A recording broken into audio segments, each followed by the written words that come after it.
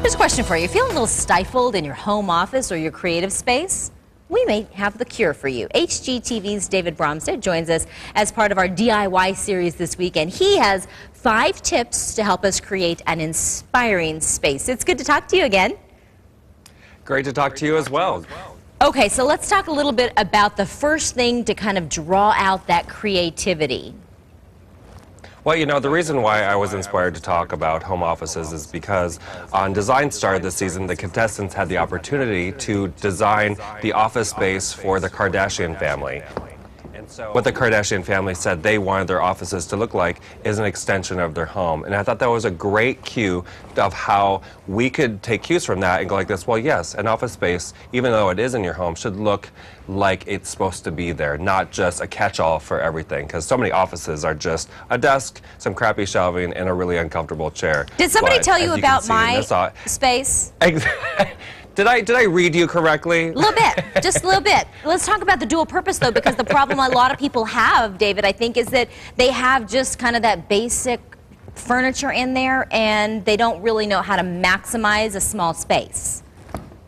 Absolutely, and that's so important. I mean, if you're working, say a lot of people don't have a home office and all of their spaces are taken up by their kids, you know, using a dining table as a desk and using all the components like your credenza that has your china, move the china over a little bit and put your office supplies in there, because the last thing you want to look at all day long and all night long is work. Okay, so you've already told me that I've got to hit the color and kind of the textures. I've got to have furniture that works for me, but I'm completely distracted by everything that you're saying because all I can keep my eyes on is that cool rug.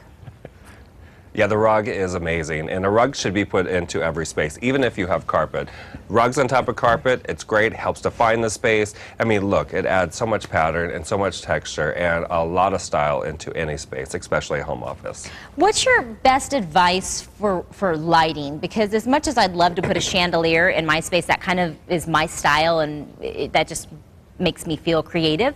I live in Arizona and it's like 108 today, so I need a fan. So do I just grin and bear it, or how do I incorporate some cool lighting and still be able to deal with, you know, kind of the location that I live in?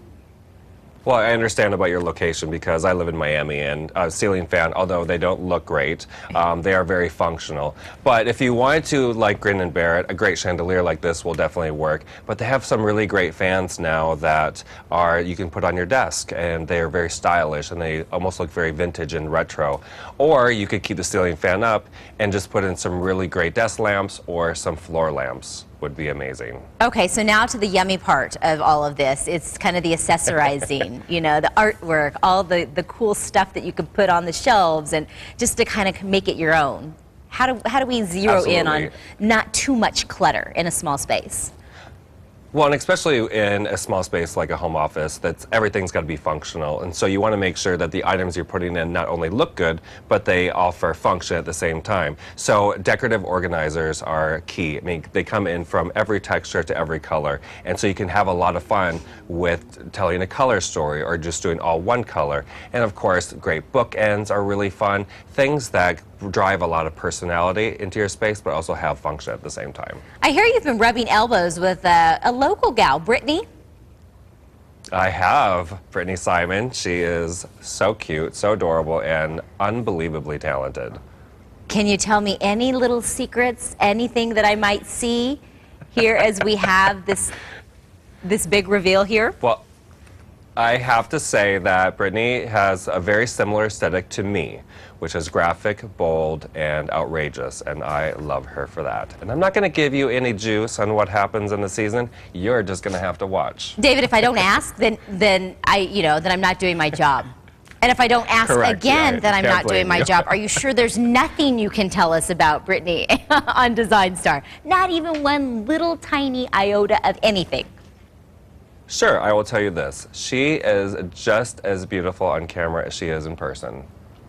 All right. Well, I'm just going to have to ask her then, David, because she'll be on our show a little bit later this week. I'm super excited. Oh, fantastic. Tell her I said hello. Give her a big kiss from Dave. I will give her a big kiss, and we'll see how she responds to that.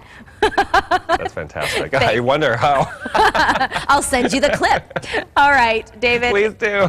It would be great to have you in our studio. So if you're ever not in Miami and you're in Arizona, we would love to have you here on Sonoran Living. In the meantime, we thank you, and we will just refer all of our viewers to your tips on SonoranLiving.com, and you can watch the new season of Design Star next Tuesday, May 29th.